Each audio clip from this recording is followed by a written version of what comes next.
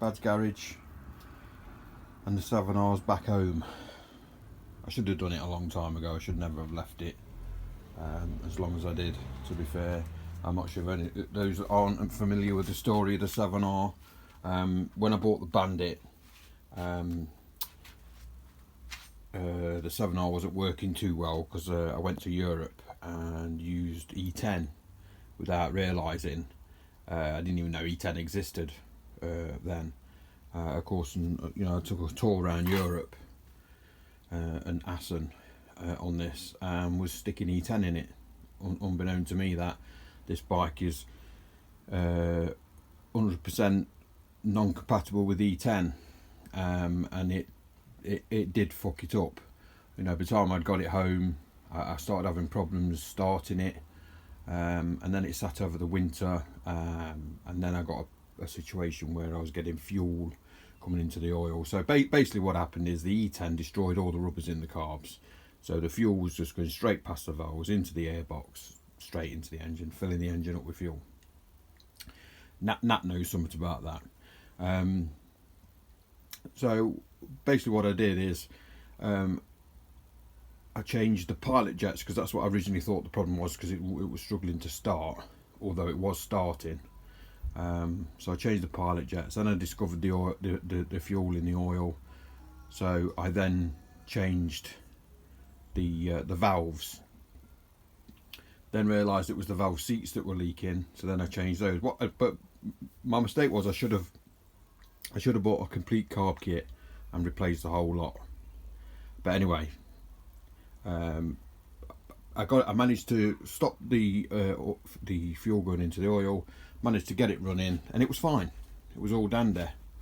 I then got to a point where it stopped starting again, and it turned out, and I think the reason why it did what it did, I was then investigating, and I discovered that the airbox, the air filter in the airbox had turned to dust. So I replaced that, and then of course after that the bike wouldn't start for love nor money.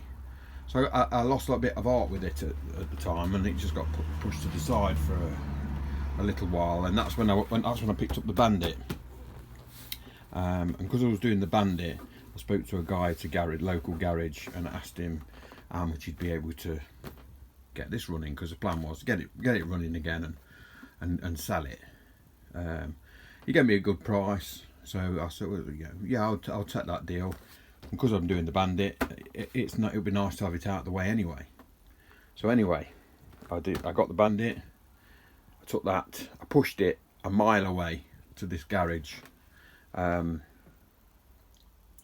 that was 3 years ago, and it's sat there ever since.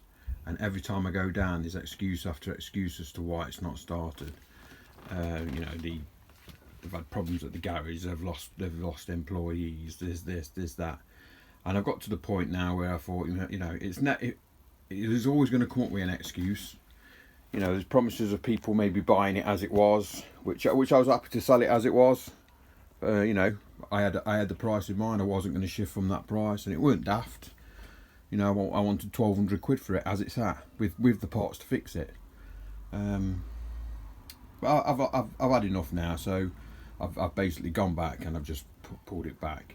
But I kind of knew in hearts of hearts that when I got it back, it was going to be a little bit worse for wear, because it's been sat around for 3 years.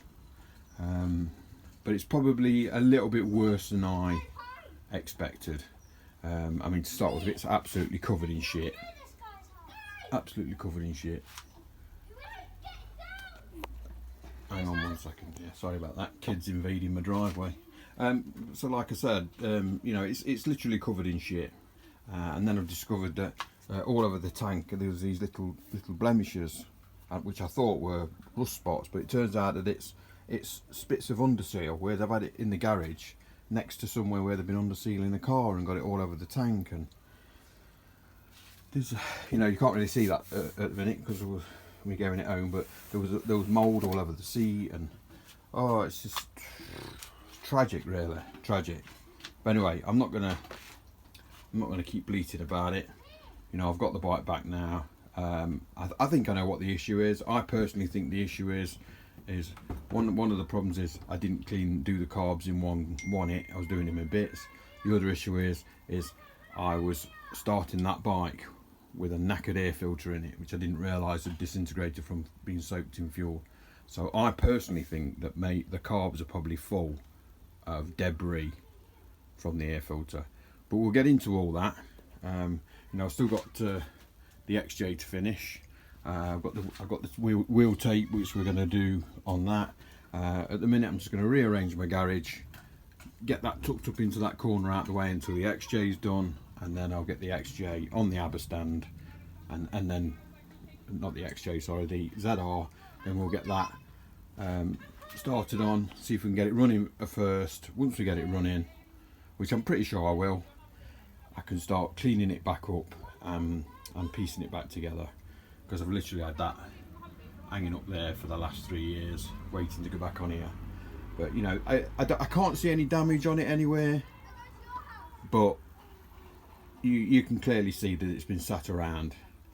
Thankfully, because a lot of it's aluminium, none of it's gone rusty apart from the exhaust. The indicators have dropped off, but one of those has gone anyway. I've got a spare set in a bag over there, so I'm going to replace those. But now the other one's gone, but I've got 2 to replace that with. But yeah, it's just a case of tarting it back up, and then we'll look at maybe selling this one.